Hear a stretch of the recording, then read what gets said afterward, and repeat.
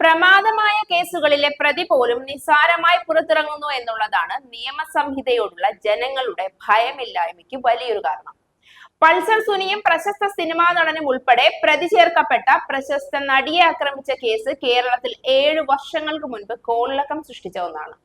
എന്നാൽ ഇത്രയും വർഷങ്ങൾക്കിപ്പുറവും ഈ കേസിന്റെ വിധി പൂർത്തിയായിട്ടില്ല എന്നുള്ളതാണ് ഏറ്റവും ഖേദകരമായ കാര്യം. സാമ്പത്തികമായും പ്രശസ്തിയുടെ കാര്യത്തിലും ഔന്നത്യമുള്ള ആൾക്കാരുടെ കാര്യത്തിൽ ഇതാണ് സംഭവമെങ്കിൽ സാധാരണക്കാരന്റെ സ്വത്തിനും ജീവനും എവിടെ എന്ത് സുരക്ഷിതത്വമാണുള്ളത്? ഈ കേസിൽ പ്രതി ചേർക്കപ്പെട്ട പൾസർ സുനിക്കെതിരെ അന്നു തന്നെ പല ക്രിമിനൽ കേസുകളും ആരോപിക്കപ്പെട്ടിട്ടുണ്ടായിരുന്നു. എന്നാൽ അയാളുടെ ജയിൽ ജീവിതം സുന്ദര സുഖമാണെന്ന് റിപ്പോർട്ടുകളും പുറത്തു വന്നിരുന്നു. ചില പ്രതികളുടെയെങ്കിലും കാര്യത്തിൽ അവർക്ക് സംരക്ഷണത്തിന് ശക്തമായ കൈകൾ പുറത്തുള്ളപ്പോൾ ജയിൽ ജീവിതം ജനങ്ങളുടെയോ ഇരയാക്കപ്പെട്ടവരുടെ വേണ്ടപ്പെട്ടവരുടെയോ ഭാഗത്തു നിന്നുള്ള കയ്യേറ്റ ശ്രമങ്ങളിൽ നിന്നുള്ള ഒരു കരുതൽ തടവായി മാത്രം മാറുകയാണ്. ജയിൽ മെനുവിലെ ചിക്കനും മട്ടനും തിന്നുകൊടുത്ത് സുഖലോലുപരായി അവർ പുറത്തിറങ്ങിയാൽ ജയിൽ ജീവിതം ഒരു സുഖവാസകാലമായി മാത്രമേ അവർക്ക് തോന്നുകയുള്ളൂ. നിയമം ശരിയാവണ്ണം നിയമത്തിന്റെ വഴിക്ക് പോകാതിരിക്കുമ്പോൾ പിന്നീട് ഇക്കൂട്ടർ പുറത്തിറങ്ങി കാണിച്ചു കൂട്ടുന്ന മുഴുവൻ പേക്കൂത്തിനും ഇരയാകുന്നത് സാധാരണ ജനങ്ങളാണ്.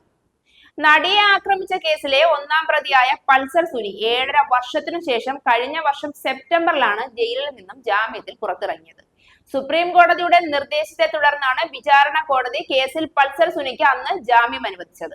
നടിയെ ആക്രമിച്ച കേസിലെ മുഖ്യപ്രതി പൾസർ സുനിക്കെതിരെ ഇപ്പോൾ വീണ്ടും കേസ് വന്നിരിക്കുകയാണ്. എറണാകുളം രായമംഗലത്തെ ഹോട്ടലിൽ കയറി അതിക്രമം കാണിച്ചതിനാണ് പൾസർ സുനിക്കെതിരെ കുറുപ്പംപടി പോലീസ് കേസെടുത്തത്. നടിയെ ആക്രമിച്ച കേസിൽ കർശന വ്യവസ്ഥകളോടെ ജാമ്യത്തിൽ പുറത്തിറങ്ങിയതിന് പിന്നാലെയാണ് പുതിയ കേസ്. ഇന്നലെ രാത്രിയിലാണ് സംഭവം. രായമംഗലത്തെ ഹോട്ടലിൽ എത്തിയ പൾസർ സുനി ഭക്ഷണം ലഭിക്കാൻ വൈകിയതിൽ ക്ഷുഭിതനായി ഹോട്ടൽ ജീവനക്കാരോട് അസഭ്യം പറയുകയും വാക്കുതർക്കത്തിൽ ഏർപ്പെടുകയും ഗ്ലാസുകൾ എറിഞ്ഞുടയ്ക്കുകയും ചെയ്തു എന്നാണ് പരാതി. ഹോട്ടൽ ജീവനക്കാർ നൽകിയ പരാതിയിലാണ് കേസെടുത്തത്. ഹോട്ടൽ ജീവനക്കാരെ വകവരുത്തുമെന്ന് ഭീഷണി മുഴക്കിയെന്നും പരാതിയിൽ പറയുന്നു. നടിയെ ആക്രമിച്ച കേസിൽ ജാമ്യത്തിൽ വിട്ടയച്ചപ്പോൾ മറ്റു കേസുകളിൽ പെടരുതെന്ന് കർശന നിർദ്ദേശമുണ്ടായിരുന്നു. കേരളത്തിൽ ഒരു കാലത്ത് കോളിളക്കം സൃഷ്ടിച്ച വലിയൊരു കേസിൽ നിന്ന് നിസ്സാരമായി ഊരിപ്പോയ പൾസർ സുനിക്ക് ഒരു ഗ്ലാസ് പൊട്ടിയതോ ജനച്ചില്ല് പൊട്ടിയതോ വലിയ കാര്യമല്ല. 2017 ഫെബ്രുവരി 17 തൃശൂർ നഗരത്തിൽ നിന്ന് എറണാകുളത്തേക്കുള്ള യാത്രാമധ്യേ തെന്നിന്ത്യൻ സിനിമയിലെ ഒരു നടി ലൈംഗികമായി പീഡിപ്പിക്കപ്പെടുകയും ആക്രമണ ദൃശ്യങ്ങൾ മൊബൈൽ ഫോണിൽ പകർത്തപ്പെടുകയും ചെയ്ത കേസോടെയാണ് പൾസർ സുനി കുപ്രസിദ്ധി ആർജിച്ചത്. ആദ്യഘട്ടത്തിൽ പൾസർ സുനി യാതൊരു സൂചനകളും നൽകിയിരുന്നില്ല. പണത്തിനു വേണ്ടിയുള്ള ഒരു തട്ടിക്കൊണ്ടുപോകലും ദൃശ്യങ്ങൾ പകർത്തലും എന്നായിരുന്നു അയാളുടെ ആദ്യ മൊഴികൾ.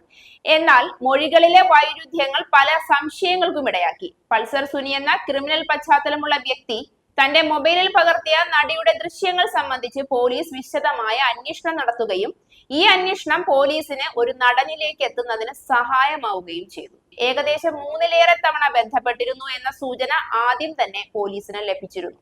കേസിൽ പിന്നീടുണ്ടായ വഴിത്തിരിവുകളും നടനെതിരെയുള്ള കുരുക്കുമുറുകുന്നതിന് കാരണമായി. കേസിൽ പൾസറിന് വേണ്ടി വാദിച്ചത് ഒരു സുപ്രസിദ്ധ അഭിഭാഷകനായിരുന്നു എന്നതാണ് ശ്രദ്ധേയം.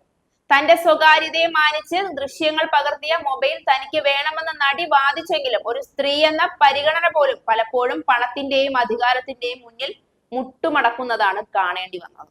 അന്നത്തെ കേസ് റെക്കോർഡ് വായിച്ചിട്ടുള്ള ഏതൊരാളുടെയും മനസാക്ഷിയെ മുറിവേൽപ്പിക്കുന്നതാണ് നടിക്ക് സംഭവിച്ച കാര്യങ്ങൾ.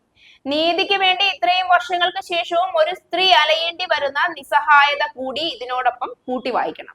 ഇത്രയും ക്രൂരത കാണിച്ച ഒരു വ്യക്തിയാണ് നിസ്സാരമായി പുറത്തിറങ്ങി ഇപ്പോൾ വീണ്ടും ഗുണ്ടായിസം കാണിച്ചു നടക്കുന്നത്. ഇത് ആരുടെ കുറ്റമാണ്?